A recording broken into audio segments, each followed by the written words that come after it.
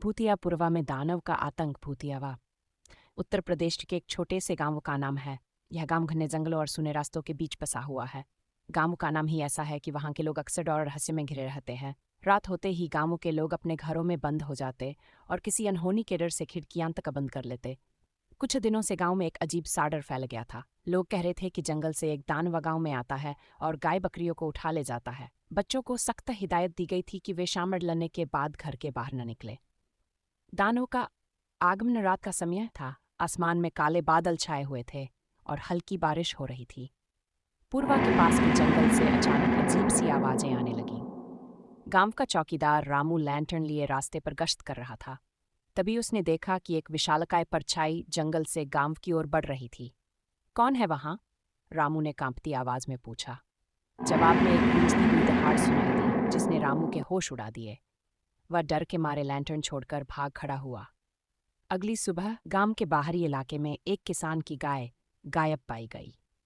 ये बात पूरे गांव में आग की तरह फैल गई। बहादुर युवकों की टोली। गांव में आसमान चौधरी नाम का एक साहसी युवक रहता था। उसने दानव की सच्चाई का पता लगाने का निर्णय लिया। आसमान ने अपने दोस्तों राजू, नफीस और दीपक को साथ लिया। वे सभी गांव के सबसे मजबूत और निडर युवा थे। उन्होंने ठानी कि इस दानव के आतंक को हमेशा के लिए खत्म करेंगे। जंगल की ओर आसमान और उसकी टोली ने रात के समय जंगल में जाकर दानव को खोजने की योजना बनाई। वे हथियारों के साथ तैयार थे, लाठियां, मशालें और एक पुराने तीरधनुष। जैसे ही रात घनी हुई वे जंगल की ओर बढ़े। जंगल में हर तरफ सन्नाटा था, बस जुगनू टिमटिमा रहे थे। अचानक झाड़ियों में हलचल हुई। राजू ने मशाल उठाई और वहां देखा, एक विशालकाय आकृति खड़ी थी। दानव लगभग 7 फुट लंबा था। उसकी आंखें लाल थीं और उसके नुकीले दांत चमक रहे थे। मुकाबला दानव ने गुस्से से दहाड़ मारी और युवकों की ओर बढ़ा। आसमान ने हिम्मत दिखाते हुए तीर चलाया जो सीधे दानव के कंधे में लगा। इससे दानव बुरी तरह घायल हो गया, लेकिन वाह और ज्यादा उग्र हो गया।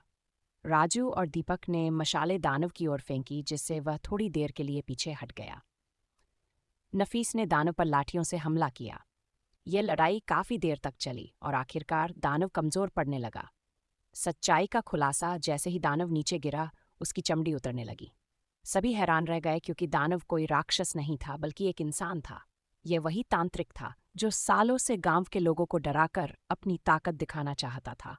उसने जानवरों को मारकर अपने तांत्रिक अनुष्ठानों के लिए इस्तेमाल किया। गांव की खुशी तांत्रिक को पकड़कर पंचायत के हवाले कर दिया गया। गांव वालों ने चैन की सांस ली। आसमान और उसके दोस्तों को हीरो माना गया। भूतियापुरवा का नाम सुनते ही जो लोग डर जाते थे, अब वे गर्व से कहते, हमारे गांव के बहादुरों ने दानव को हरा दिया।